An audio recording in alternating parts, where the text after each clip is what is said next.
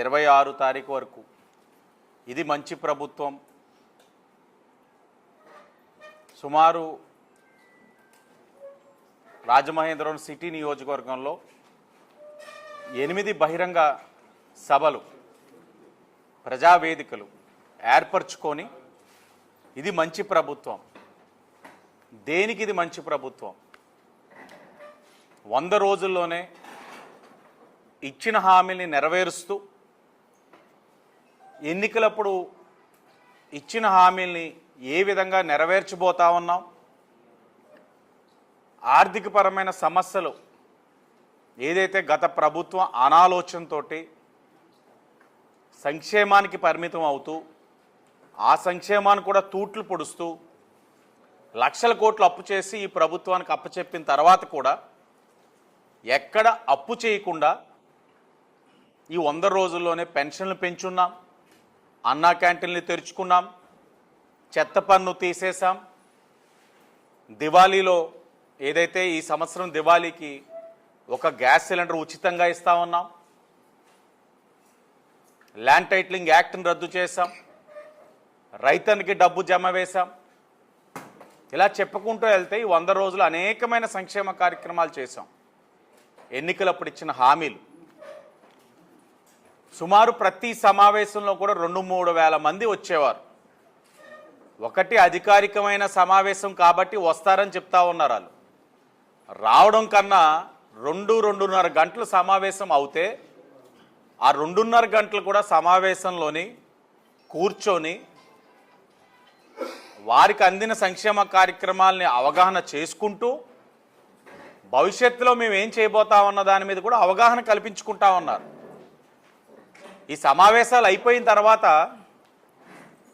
నేను మాట్లాడేవాడిని, కిందకి దిగి ప్రతి వ్యక్తితోటి మాట్లాడే కదిలేవాడిని. అక్కడి నుంచి ఏదో సమావేశం ఏర్పాటు చేసాం అయిపోయింది నేను దిగి పోలీసులు వాళ్ళతో వెళ్ళిపోవడం కాదు, వాళ్ళ సహకారంతో ప్రతి చోట దిగి మాట్లాడా.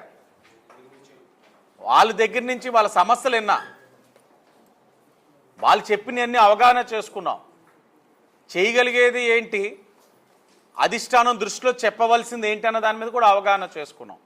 ప్రధానంగా వాళ్ళందరి బాధ ఏమిటంటే గత 5 సంవత్సరాలు అన్యాయంగా పెన్షన్ తీవేయబడ్డదనేది చాలామంది ప్రజల యొక్క ఆవేదన. ఒక కొత్త రేషన్ కార్డు ఇవ్వాలా, 5 సంవత్సరాలు కొత్త పెన్షన్ ఇవ్వాలా, షరతుల మీద షరతులు పెట్టి సంక్షేమ కార్యక్రమాలు దూరం చేశారు. ఇన్ని చేశారు కాబట్టే ప్రజలు వాళ్ళని అక్కడ కూర్చోబెట్టారు. మనం కూడా ఎన్డీఏ కూటమిగా మేము కూడా హామీ ఇచ్చాం. కొత్త పెన్షన్లకి సబ్ కమిటీ వేసి ఉన్నాం క్యాబినెట్. 5 సంవత్సరాలు అన్యాయంగా తీసివేయబడిన వారు, అర్హులైన అనర్హులు ఎవరైతే కాబడ్డారో వాళ్ళందరికీ స్పష్టమైన హామీ ఇస్తూ 50 సంవత్సరాలు దాటిన బీసీ, ఎస్సీ, ఎస్టీ, మైనార్టీ మహిళలందరికీ కూడా పెన్షన్స్ కూడా అతి దగ్గరలో ఇస్తా ఉన్నామని వాళ్ళు హామీ ఇచ్చాం. కొత్త రేషన్ కార్డులు ఇవ్వలేదు 5 సంవత్సరాలు, ఒక్కటంటే ఒకటి ఇవ్వలేదు. ఇవ్వకపోగా తీసేశారు. అవి మళ్ళీ కొత్త రేషన్ కార్డులు ఇచ్చుకోవాలి. ఇవన్నీ ఒక్కొక్కటిగా వాళ్ళకి అవగాహన చేశాం.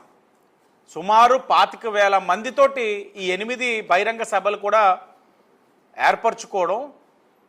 అధిక శాతం 80% మంది ప్రజానికం సంతృప్తిగా ఉన్నారు. ఈ 100 రోజుల ఎన్డీఏ కూటమి యొక్క పనితీరు పట్ల సంతృప్తిగా ఉన్నారు.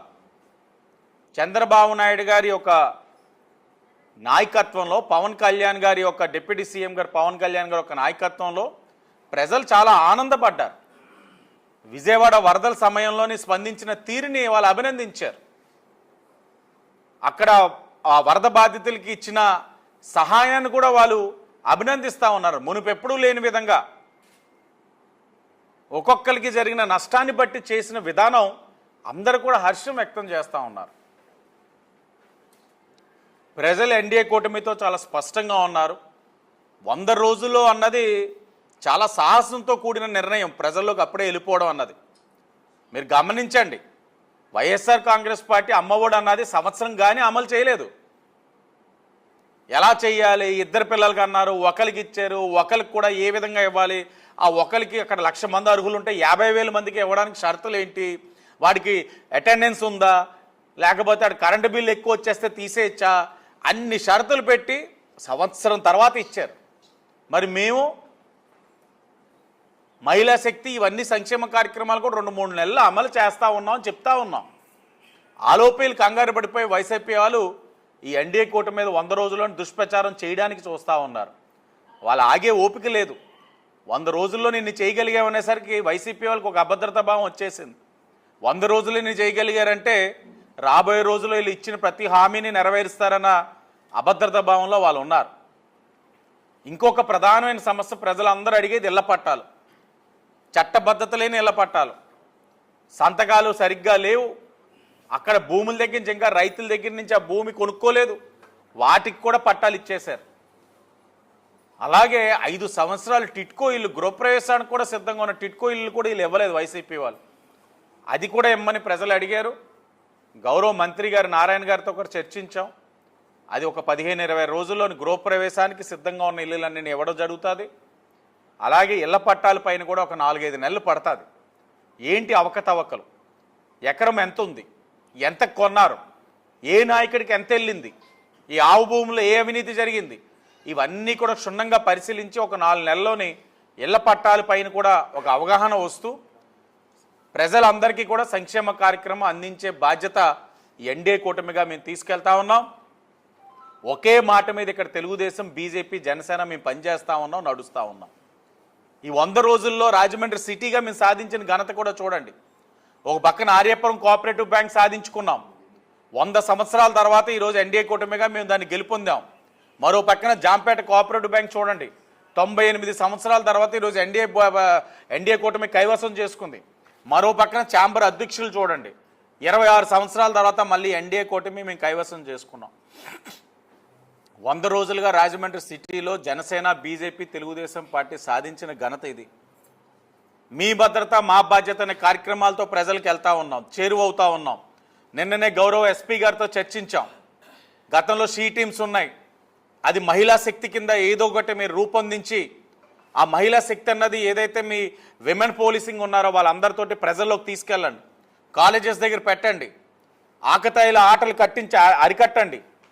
ఆడపిల్లలు ధైర్యంగా రోడ్ల మీద తిరిగేందుకు గాను మంచి కార్యక్రమం తీసుకోవాలి. మహిళా శక్తి కింద పెడతారో లేకపోతే మహాశక్తి అని పెడతారో ఏం పెట్టినా ఆ షీ టీమ్స్ ఇంతకుముందు ఎలాగైతే మహిళలకు ఒక భరోసా కల్పించిన ఆ షీ టీమ్స్ని రాజమండ్రి పరిధిలో ప్రారంభించాలని నిన్ననే ఎస్పీ గారు కూడా చర్చించడం జరిగింది. సానుకూలంగా స్పందించి నిర్ణయం తీసుకుంటారని కూడా చెప్పడం జరిగింది. అలాగే విజయవాడ వరదకు కూడా రాజమండ్రి సిటీ నుంచి అనేకమైన సంస్థలు స్వచ్ఛందంగా వస్తూ ఉన్నారు. వ్యక్తులు వారికి వారుగా వాళ్ళు స్వచ్ఛందంగా వచ్చి ఇప్పటికే సుమారు 25 లక్షలు విరాళాలు ఇవ్వడం ప్రభుత్వానికి అందజేయడం జరిగింది. ఈరోజు కూడా కొన్ని చెక్కులు వచ్చినాయి. వెళ్ళి ఈ రోజున విజయవాడలోని నేరుగా గౌరవ ముఖ్యమంత్రి గారి చేతికే ఇవ్వబోతా ఉన్నాం. ఇంకొకటిది సీఎం రిలీఫ్ ఫండ్. మీరు గమనించండి, గత 5 సంవత్సరాలుగా సీఎం రిలీఫ్ ఫండ్ అన్నది ఏనాడు కూడా అధికార పార్టీ ఆనాడున్న వైసీపీ ఒక్కటంటే ఒక్క చెక్ ఇచ్చారా? ఏనాడు ఇవ్వలా. ఆ రోజు ఏదైతే ఆరోగ్యశ్రీ ఉందో ఆరోగ్యశ్రీలో వర్తించిందా చేయించుకోండి, లేకపోతే మీ తంటాలు మీరు పడండి, మాకేంటి బాధ్యత అనేటట్లు ప్రవర్తించేవారు వైఎస్ఆర్ కాంగ్రెస్ పార్టీ. మీ అధికారంలోకి వచ్చి 100 రోజులైంది, 12 చెక్కులు తీసుకొచ్చాం. 12 చెక్కులు కూడా సుమారు 15,61,000. 12 చెక్కులు, 11 చెక్కులు, ఒకటేమో లెటర్ ఆఫ్ క్రెడిట్ ఆపరేషన్ చేయించుకోవడానికి పర్మిషన్. ఇంకా 18 సీఎం రిలీఫ్ ఫండ్ ఫైల్స్ ముఖ్యమంత్రి గారి దగ్గర ఉన్నాయి.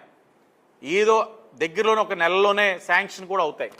ఇది మా నిబద్ధత, బాధ్యత. 100 రోజుల్లోనే 16 లక్షలు రాజమండ్రిలో ఉన్న ప్రజల కోసం తీసుకురాగలిగాం. మీరు ఏ రోజైనా ఒక్క రూపాయి తెచ్చారా సీఎం రిలీఫ్ ఫండ్ ద్వారా? తేలేదే. ఎందుకు తేలైపోయారు? ఇది చంద్రబాబు నాయుడు గారి యొక్క ఆలోచన విధానం. అందరూ కూడా ఆరోగ్యశ్రీలోని ఏదైతే ఎన్టీఆర్ వైద్య సేవల్లోని వర్తించదు. ఆ వర్తించిన వారికి సొంత ఖర్చులతో పెట్టుకున్న వారికి అనారోగ్య రీత్యా సొంత ఖర్చులతో చేయించుకున్న వారికి ఆదుకోవాలన్నది సీఎం రిలీఫ్ ఫండ్ యొక్క ముఖ్య ఉద్దేశం. దాన్ని ఇప్పుడు మొదలుపెట్టాం. ఈరోజు మీ అందరి మీడియా వారి సమక్షంలో ఆ 12 మందికి కూడా చెక్కులు ఇస్తాం. చాలా ఉదారంగా ఇచ్చారు. కొంతమందికి 2 లక్షలు ఇచ్చారు, కొంతమందికి 1,50,000, ఒకరికైతే 2,50,000, ఇంకొకరికి 2,56,000. చాలా ఉదారంగా ఇచ్చారు.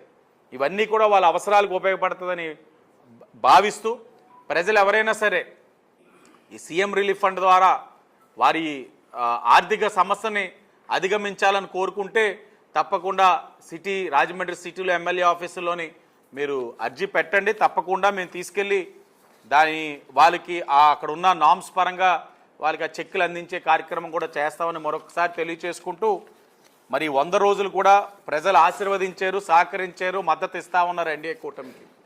భవిష్యత్తులో కూడా ఇదే సహకారం మద్దతు ఉండాలని, ఇది మంచి ప్రభుత్వం, మీ అందరి ప్రభుత్వం, మీ అందరి సహాయ సహకారాలతోటి వచ్చిన ప్రభుత్వం, ఇది మీ ప్రభుత్వం కింద భావించి ఏదైతే ఈ రోజున పవన్ కళ్యాణ్ గారు కానీ, డిప్యూటీ సీఎంగా గౌరవ ముఖ్యమంత్రి చంద్రబాబు నాయుడు గారు కానీ, కేంద్రం నుంచి ఏదైతే ప్రధానమంత్రి నరేంద్ర మోడీ గారు ఒక సహకారంతో ఈ రాష్ట్రం నడుస్తూ ఉందో ముందుకి, దానికి ప్రజలందరూ కూడా ఆశీర్వదించాలని మరొకసారి కోరుకుంటా ఉన్నాం.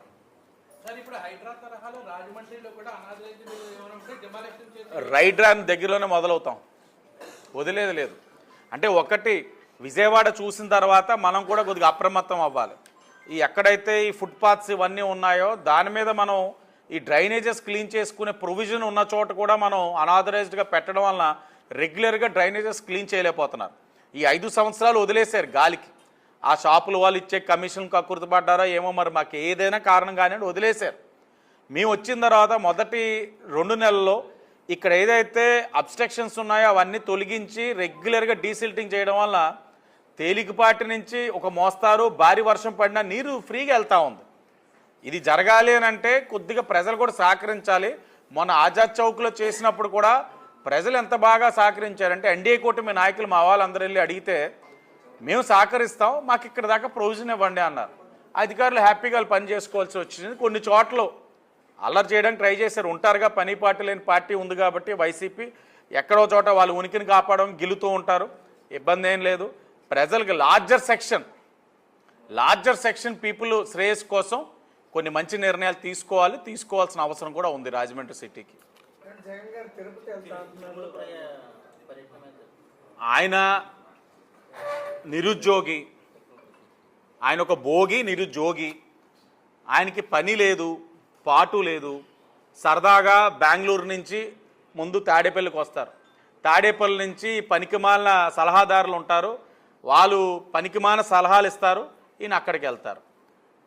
అడుగుతూనే ఉన్నాం 5 సంవత్సరాలుగా, మీరు ఎందుకు శ్రీవారికి ఆ వస్త్రాలు సమర్పించేటప్పుడు భార్యతో ఎందుకు మీరు వెళ్ళాలా? ఎవరైనా గమనించండి, సతీ సమేతంగా వెళ్తారు, ఎందుకు తీసుకెళ్ళేవారు కాదు. ఇంతటి కార్యక్రమం చేసి ఇంత దారుణంగా ఒడిగట్టిన తర్వాత ఇంకా ఏం రుజువు చేసుకోవడానికి వెళ్తున్నాడు? ఆయనకి ఎంతసేపు ఇక రాష్ట్రంలోనే ఒక లా అండ్ ఆర్డర్ సమస్య క్రియేట్ చేయాలి, మతాల మధ్యన విద్వేషాలు సృష్టించాలి, వాళ్ళ మధ్యన అందరికీ విద్వేషాలు గొడవలు అన్నీ అయితే ఆయనకి వెంటనే పరామర్శలు మొదలవుతాయి. ఎక్కడ గొడవ అయితే ఏదైనా దెబ్బలు తగిలితే వెంటనే పరామర్శ మొదలైపోద్ది దానికి. ఆ పరామర్శలు అంటే ఆయనకి ఆనందం, ఫుల్గా పని. ఆయనకి దానికి తప్ప ఇంత జరిగింది, కారకులు ఏంటి, మీరు కూడా కఠినంగా నిర్ణయాలు తీసుకోండి, నా సహకారం ఉంటుందని చెప్పడం పోయి ఒక బాధ్యత కలిగిన పులివెందుల ఎమ్మెల్యేగా ఈ విధంగా ఆయన దీన్ని కూడా రాజకీయంగా వాడేసుకుందామని అనుకుంటున్నారంటే ప్రజలు ఆశీర్వదించట్లేదు. మీరు నమ్మరు, మేము పెట్టిన సమావేశం సుమారు 25,000 మందిని మేము కలిసాం ఈ 7-8 రోజుల్లో. ఎక్కడికి వెళ్ళినా ఈ అంశాన్ని ఎత్తుతూ ఉంటే వాళ్ళందరూ చాలా బాధపడతా ఉన్నారు. అది ఆయన చెప్పాలి, ఆయన నోటితో చెప్పాలి. డిక్లరేషన్ ఇవ్వడానికి ఎందుకు వెనకాడుతున్నారు, ఎందుకు సంతకం పెట్టలేకపోతున్నారు చెప్పి కొండెక్కితే చాలా సంతోషం, మేము కూడా స్వాగతిస్తాం. ఆయన అది డిక్లరేషన్ ఇచ్చి కొండెక్కమానండి, రాజకీయంగా ఆయన మేము కూడా స్వాగతిస్తాం. కానీ ఏది చేయకుండా ఎక్కాడంటే మాత్రం ఇది క్షమించరాని మరొక నేరం.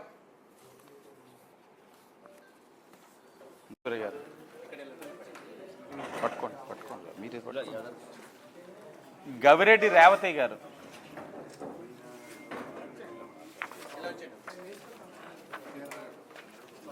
ఇది ఇవ్వండి దా రాజా గారు పట్టుకో. ఇది 150,000 వచ్చిందండి చెక్కు. వేగి వెంకటేశ్వరరావు గారు 50,000 వచ్చిందమ్మా. సోమంచి పుష్పవల్లి గారు 150,000 వచ్చింది సార్. వెంటనే చెక్ ప్రొడ్యూస్ చేసుకోండి.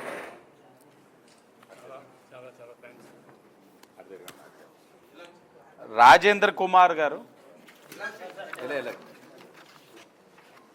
2,50,000 వచ్చింది సార్.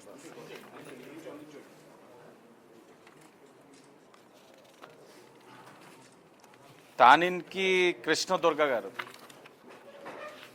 40,000 వచ్చింది. అటు గొల్లు అనుషాదేవి గారు 2,56,000 వచ్చింది.